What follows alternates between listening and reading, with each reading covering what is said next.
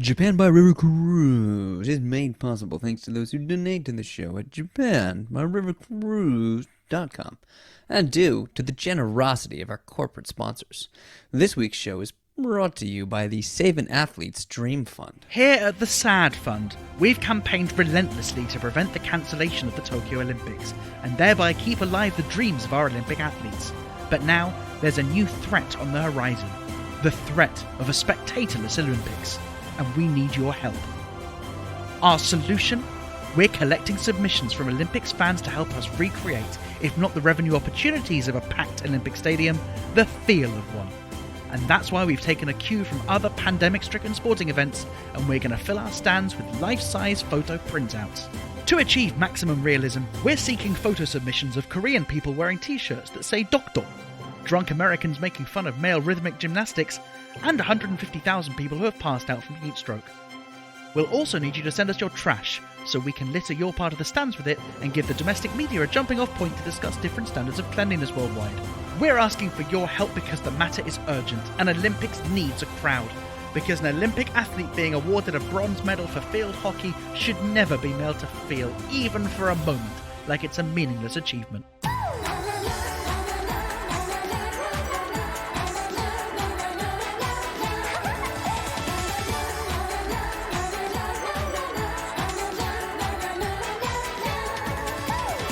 Hello, Brian, and welcome back to Japan by River Cruise. I'm Bobby Judo. And I'm Ollie Horn. And joining us this week is Nick Szasz, publishing editor of Fukuoka Now, host of Kyushu Live, where I recently joined him for a walking tour of my favorite river cruise in Imajuku.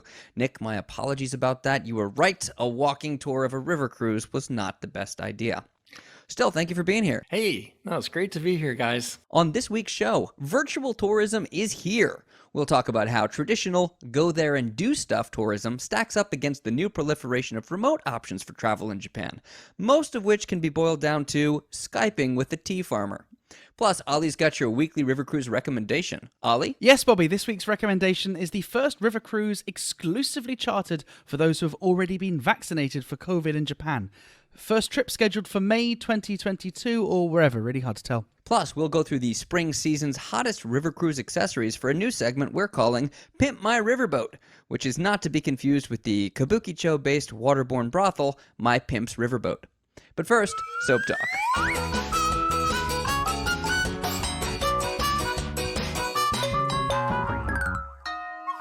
Hey, Brian, all good? Yeah, I guess. Good stuff. Nick, you might not remember this, but you are actually the reason that Bobby and I met. You introduced me to Bobby back in the day when I was looking for charismatic and talented people to perform comedy in Japanese. So it's my fault. This whole damn podcast, you're to blame fault. for. I do remember. I remember very well. And you and Bobby worked a lot together. I did some work with you. Back at the time, there was loads going on. Yeah, we all worked together for the 200th episode party at Fukuoka Now, right? That's right. That was, when was that? It was in 2015? 15, I think. Yeah, I remember somewhere around to there. publicize it, you had us in sumo suits outside Yes, the station. that was a lot of fun. It That's was right. really We got fun. those huge sumo suits. And you guys were in the newspaper for that, right? Remember That's we had right. a newspaper came and covered that. Yeah. That was it was either the 200th issue of Fukuoka Now was the occasion, but we had a big event called Nippon Now, and we had all kinds of Bunkan-no-hi. Japanese sort of theme entertainment, and we had what was it Sunshine. Nani? Katsura. What was the name? Sunshine Katsura, ne? Katsura, the rakugo Katsura. performer. Rakugo guy. And you guys Yes. were our MCs. That was a lot of fun. It was a really, really great party, and it really helped as well to help launch the comedy club, because you were very helpful way back to help me scout for venues. You helped me find comics for the comedy club, and we actually had a Comedy Fukuoka booth there, and we had a lot of people interested in signing up for open mic as a result. I remember the very first show. I remember it very well. Well, thank you very much for the old your days. support. Yeah, not at all. And look at us now. Yeah. I'm honored. I'm so honored that you remembered me and actually having me on your podcast. If we're doing it, my first ever job in the industry, I got through Nick.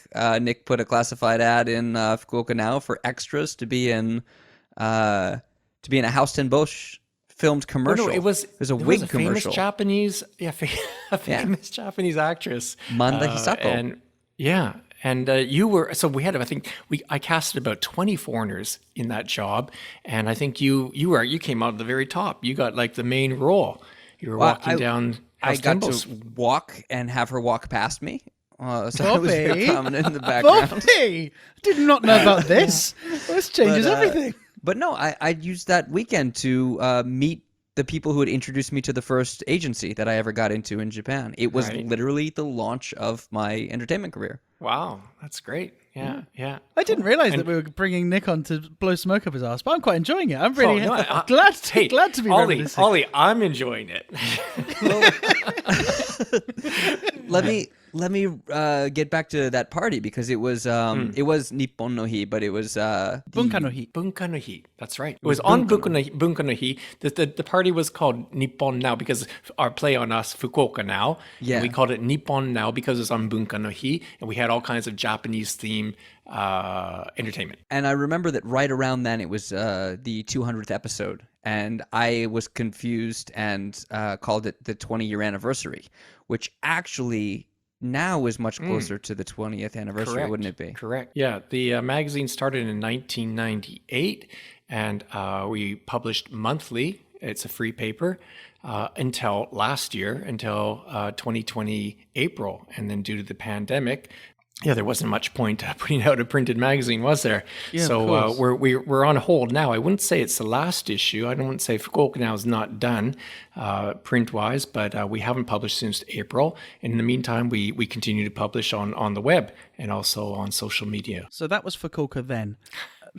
Little joke there. Just a little joke there. But I noticed even in the time that I was in Japan, the magazine made a bit of a transition from having its attention first and foremost at the local residents to really trying to provide value for foreign tourists. You know, you even were putting articles in Korean and Chinese. But presumably that was in response to the huge surge in tourism in the area. Well, there's a couple pivots that we had. We started in 1998 and it was English and Japanese, and mostly for foreign residents, which there weren't that many of, and that's why it was also in Japanese, because we also, spoke to the kokusaijin, internationally minded Japanese.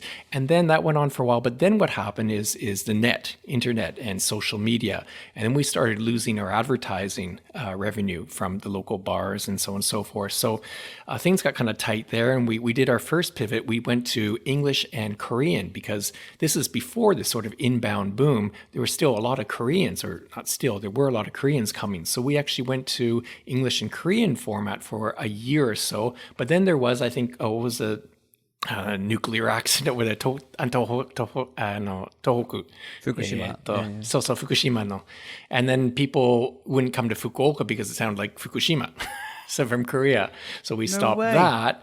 No, it's true. It's a true story. But then what happened is the big shift was in 2009. In 2009, cruise ships, the first large cruise ships, this is something you guys are interested in.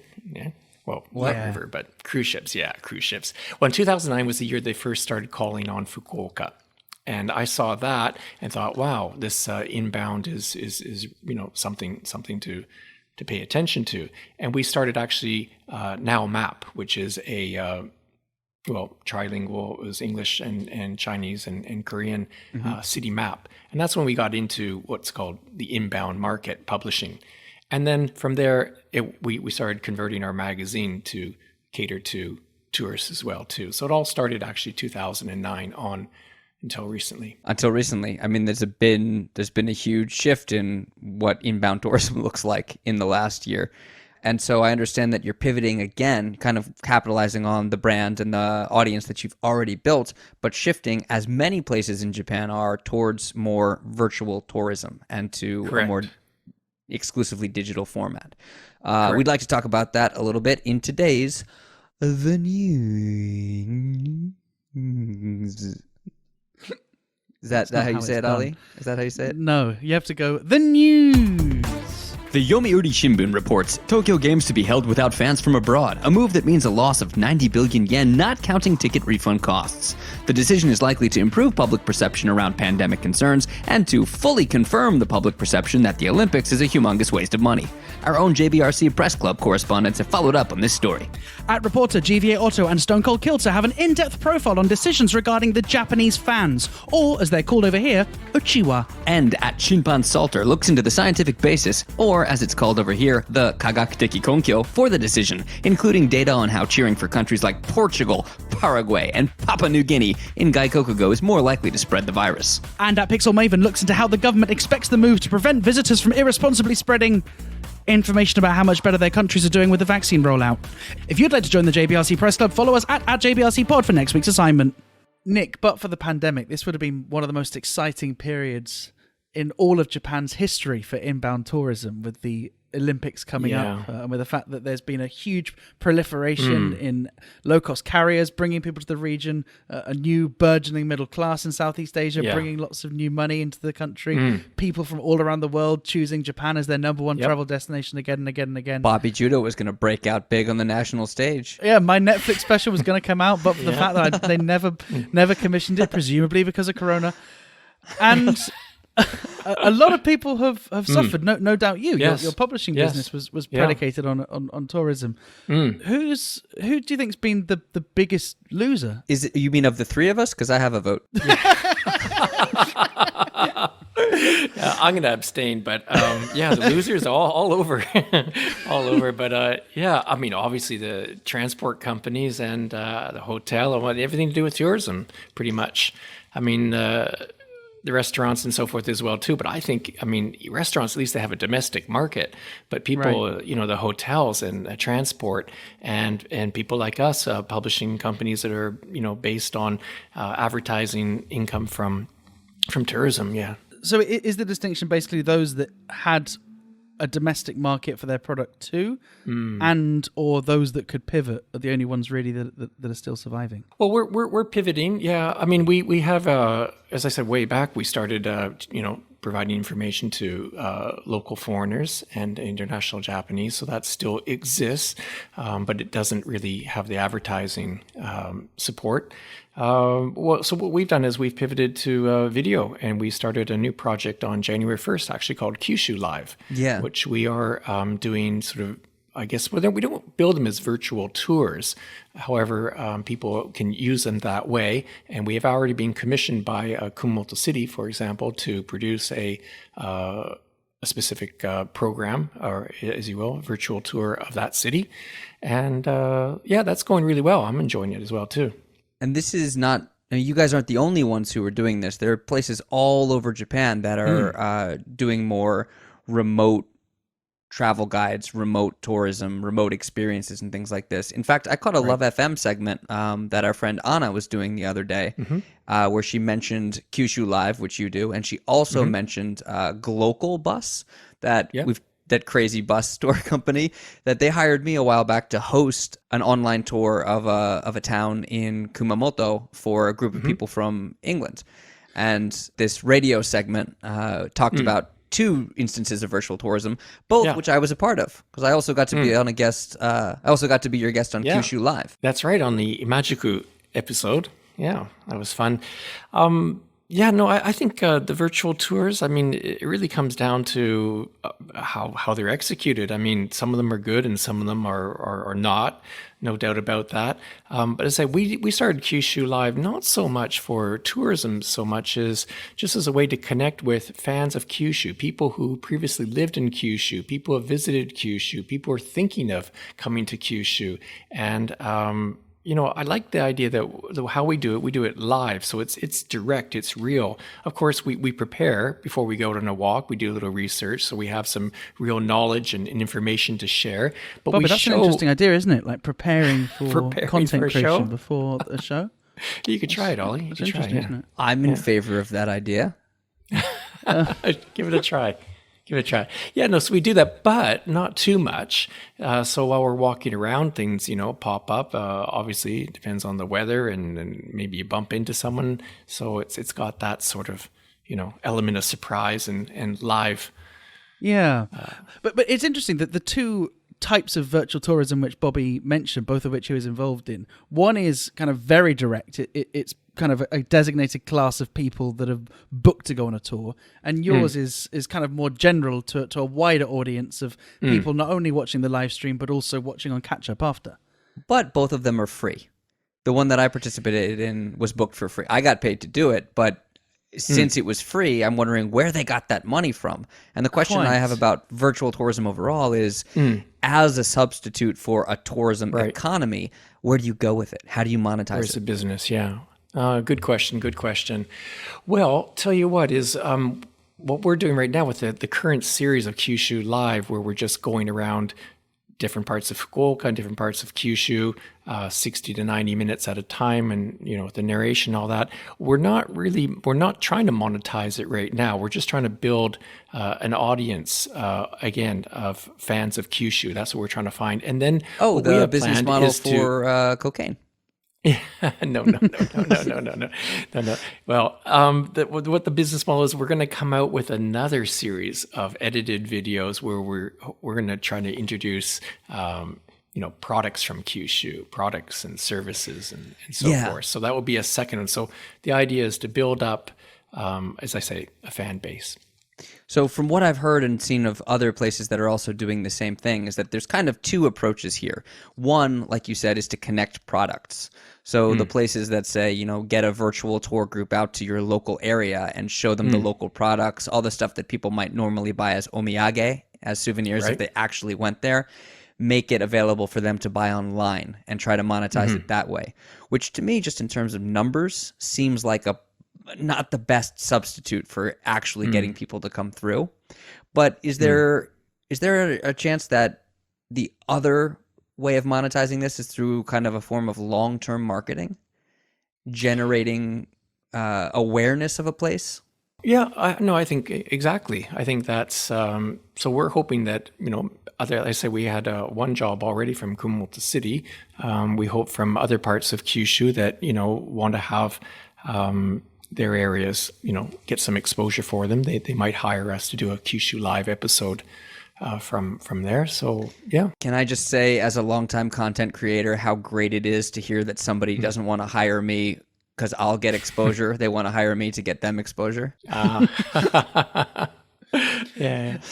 Hey, one thing I do want to tag on here, though, is because you just said, the long format, right? Yeah. That's, I think, also another key thing. Yeah. If I said we do the 60, 90 minutes of walking around an area of town or something like that, it's a long time, but it's enough time where you can really get into details and, and have a conversation either with myself or I'm having guests on as well, too. Bobby was on an episode and I've had some Japanese architects come on. Yeah. So, yeah, it's interesting. I watched the one you did with the architect because you went round my old stomping ground. Daimyo? Or in Hakozaki? Hakozaki. Well, actually, Daimyo is another old stomping ground of mine. But yeah, Hakozaki. And I think that for someone who's watching these videos who's never been to Japan, right, and who eventually goes, they're bound to enjoy it more when they're there.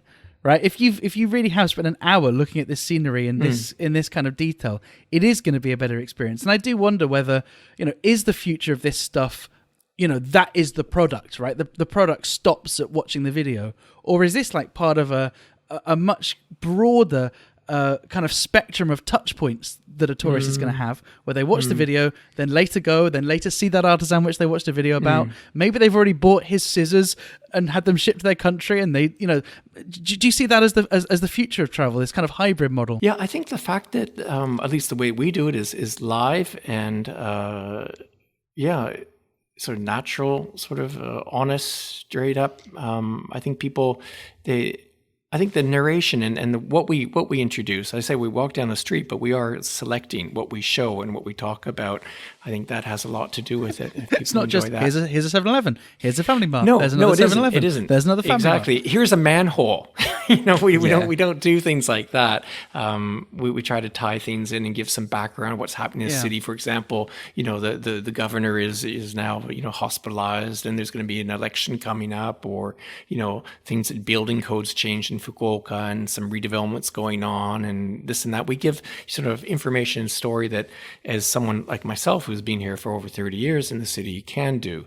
And the guests that I have on have knowledge and so forth. So I think it's a little bit different than someone bumbling around with just a camera. Yeah. I like to think of it very different of that. So, and what we're doing is we're building up a catalog as well too, different areas. We already have 28 episodes, and I hope to do 2 a week. So that will be 100 in 1 year. If you can't monetize this through tourists, have you considered just selling this footage to Google Maps? Because you've basically got to document the whole place by the end of the year, aren't you?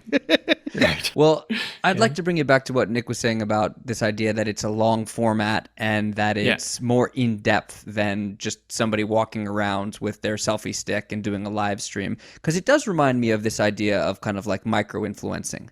A lot of times when people are looking for social media advertising, they find that they get more effective advertising from a smaller influencer who has 200 followers who will actually listen to them than somebody who has 200,000. Hey, wait, I might be an influencer then. That's great. This is the best day of my life. But I think my point with that is that, if you've got a 90-minute or a 60 to 90-minute show, that by the time you get to the end of it, that the people who are watching it are invested. Yeah. They're dedicated, and they might be called to action more easily. But I guess if this is popping up as kind of a replacement for people who are interested in Japan and would like to come to Japan but can't right now, what do you do to make virtual tourism a competitive option against like the Netflix samurai documentary or the Tom Cruise samurai documentary? Well, I don't think you can. I don't think it will compete with that. It is just different. But myself, I think one of the last overseas travels that I made was like Sri Lanka, and I turned to YouTube, because the guidebooks, I could get a certain amount of information out of that, and I always used guidebooks. But seeing being able to glean through the video and even amateur videos as well too. I think it's for that. I don't think it's a replacement for other kinds of entertainment. However, before I started doing it myself, this sort of like live stream walking through towns, at first I thought, I'm not going to watch that. I didn't think I would be interested in that. But now I have started looking at them and things like, going through Lisbon, I'm not even going, no plans to go to Lisbon, but I've seen some well-produced ones, and we put it on like, without sound over dinner. Or, while doing something else, just like how people are enjoying podcasts, right? They have it sort of in the background. No, that's not true, Nick. Our listeners have dedicated listening time in the calendar. They're giving us their full and under... Hey, Brian! Hey, stop! Brian! Stop! Thank you. Okay, now we've got their attention. But it's interesting because it kind of changes the idea of what a tourist is, right? This really does speak to a kind of a philosophical question of what is a tourist doing? Are they looking to understand a place? Are they looking to collect experiences? Is the end game just to say, yeah, I've gone, look at the shit I brought back with me? And these kind of live streams, right, where you're having these very, very close relationships with the cities and also merchants and hotels who are looking to sell to tourists, it does create an interesting dividing line, doesn't it, between documentaries which are there, say produced by the bigger players who are there just to document or, create beautiful footage, and these smaller things where there's really close relationships often between local municipalities, tourism offices, cities, merchants. And I don't think it's a bad thing. I think it's a good thing that there's money, right? The money's got to come from somewhere. But does that change the nature of the content that you're producing? And I'm not just talking about your live streams, but also, your Fukuoka Now stuff as well. Well, commercializing anything will change things pretty quickly. Right now, I say Kyushu Live, it isn't monetized at all really right now, and that's something that we're enjoying actually. The fact that we can do it whenever we want to. We even don't have a schedule. I said twice a week. We don't know what day or what time. We do put an announcement up ahead, but we aren't doing it in a commercial way right now, and like I say, I'm enjoying that. I don't think we will do it that way. I think it goes back to how Bobby says, we're just trying to get people to enjoy Fukuoka and Kyushu through our medium. in a broader sense. That's what it is. We're not really commercializing it. No. And even if you do end up commercializing it, as Ali described, I don't think it's necessarily a bad thing. I don't think having to incorporate those, I think that actually might be an area that can provide something that other forms of Japan-based entertainment or travel shows or travel documentaries can't provide, in the sense that it provides an opportunity for interaction with people on a local level. I made the joke at the top about how, currently virtual tourism in its different iterations in Japan can be boiled down to Skyping with the tea farmer. But in talking to the people who participated in that tour from London, that was what they were looking for. That was what they wanted to do, was to have an opportunity to talk with local people or interact with local people. And they might not even be doing that much interacting with local people if they were here on the ground as a tourist. It might be that these online services offer a better opportunity to do that in a way. Yeah, that's true. Often tourists do. The most they interact with locals is, if the local is working as a cashier in a pharmacy or checking into the hotel or serving them at a restaurant. Maybe that is the future. Maybe the future of tourism is you kind of build relationships before you go. Now, I'm not ashamed to say, back in the day when I was a young and good-looking boy, I would use Tinder, right? But I'd pay for the feature where you can swipe before you go to a country. So when I was touring, I realized there's no point in matching and meeting someone like that week. If I was only in the country for 2 weeks, right? It all seemed very forced and very pressurized. So what I'd do is I'd match with people a month before, make a couple of friends. Then when I'm there, all the kind of the hard work's been done in that you filtered out people that aren't interested in you and you're not interested in them. And so you can kind of hit the ground running. And maybe there are parallels here too, that you can kind of curate your itinerary of Japan well before you go. And by the time you do eventually go to that tea farmer's farm and he's pouring you a cup of tea, you've already had a conversation with them. You've already read about them. Your experience on the ground is going to be You've already exchanged dick pics. Precisely. Precisely. So, Nick, I'm not suggesting that you might play a part in exchanging dick pics, but you've done enough pivots, we can never be sure. But what part do you think organizations like yours might play in creating these kind of long form, really meaningful travel experiences in the future? No, that's what we want to do for sure. And I like the idea of being able to speak with people on the street and or with either merchants or service providers or, so on and so forth. The thing about what we're doing, though, is that it's live.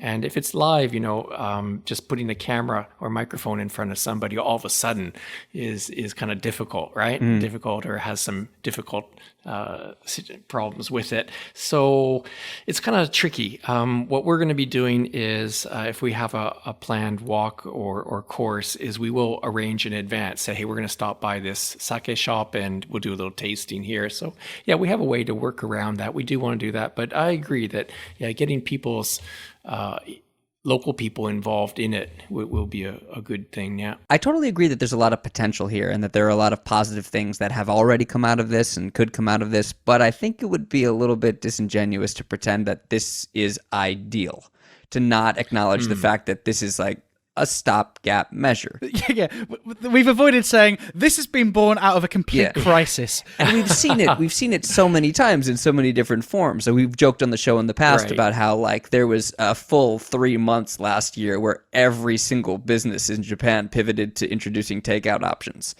Literally every single business. They pivoted so hard they fell into the river. Kikake, ne? That's the reason for the pivot. And when borders open up again, how do you think inbound tourism to Japan will bounce back? How do you think it will move forward? Well, I think it will bounce back real quick. I mean, as quickly as they can allow people into the country. People are, dying to come back to Japan. But I'm, as much as our business is involved and supported by tourism dollars, I'm not really that into tourism myself. I'm more worried about over tourism. You're more into the dollars. And I'm more into dollars, yes, and not the tourism part. No, I'm more into the sustainable style of tourism, and so I'm hoping that when things reset, that there's going to be a rethink at different levels from local governments and and operators as well too.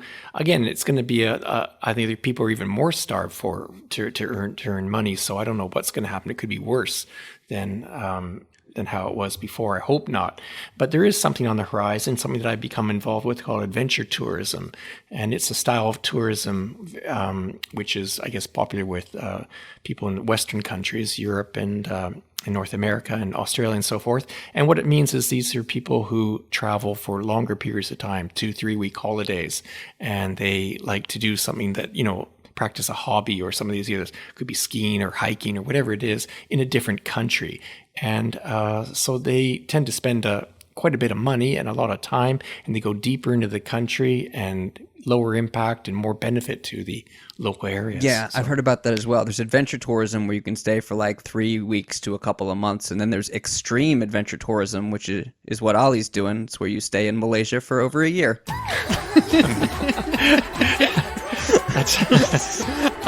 I'm playing this game on elite level. Yeah. Actually, but there's no bigger adventure than trying to enter Japan as a tourist now. Hey, thanks very much for listening to this episode 75 of Japan by River Cruise. If you enjoyed the show, then please subscribe to the show wherever you're listening to it. We release a new show every Friday. And if you really enjoyed the show, God bless you, then go to japanbyrivercruise.com and enter your email address, where we'll spam you once a month with an email with all the best bits from the show and some exclusive bonus content. Thank you to our guest this week, Nick Zaz. Nick, we will get you back as soon as we can, and in the meantime, we'll look forward to the next episode of Kyushu Live. Thanks, Bobby. Thanks, Ollie. Yeah, I'd love to do another show. And in the meantime, check out Kyushu Live and look for the Bobby Judo episode when he walked around Imajuku with me. And we do 2 episodes every week. And next time we'll be doing a live stream from Kagoshima very soon. So check it out. We will. Thank you very much, and we'll see you next week.